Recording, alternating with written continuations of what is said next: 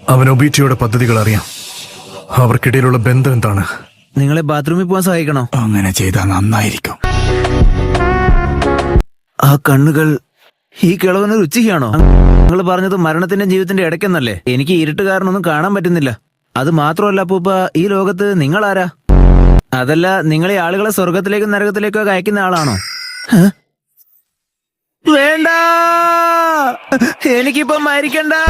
അവസാനം ഈ ലോകത്ത് അവശേഷിക്കുക വേദനയും കഷ്ടപ്പാടും ഒപ്പം നിശ്വലമായ ആഗ്രഹങ്ങളും മാത്രമായിരിക്കും. ഈ കിളവന് ഇത് എന്തൊക്കെയാ പുലമ്പിക്കൊണ്ടിരിക്കുന്നേ? സ്നേഹത്തെ സംരക്ഷിക്കണമെന്നതിൽ നിന്നാണ് വെറുപ്പമുണ്ടാവുന്നത്. ഓ, കിളവന്റെ ക്ലാസ് എടുപ്പ് തുടങ്ങിയല്ലോ. ഈ വയസ്സായവന്മാര് ക്ലാസ് എടുക്കാൻ തുടങ്ങിയാ പിന്നെ ഒരിക്കലും നിർത്തും. എന്താണ് വിശേഷം? സുഖം തന്നെയാണോ?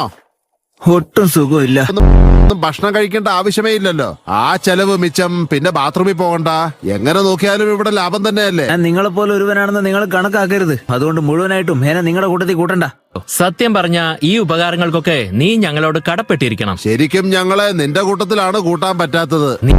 നീ ഉറക്കത്തില് റിൻ റിൻ റിന്ന് ഒരുപാട് തവണ പറയുന്നുണ്ടായിരുന്നു. നിനക്ക് പുറത്തു പോയിട്ട് വല്ല ബെല്ലോ മറ്റോ വാങ്ങിക്കണമെന്നുണ്ടോ? മാത്രമല്ല മണ്ടൻ കക്കാശി എന്ന് നീ ആവർത്തിച്ച് പറയുന്നുണ്ടായിരുന്നു. എന്താ പറഞ്ഞതിന്റെ അർത്ഥം? ഈ മണ്ടൻ കക്കാശി എന്ന് വെച്ചാ എന്താ? ഹലോ, ഞങ്ങള് നിന്നോട് കുറച്ച് കാര്യങ്ങൾ ചോദിച്ചോട്ടെ.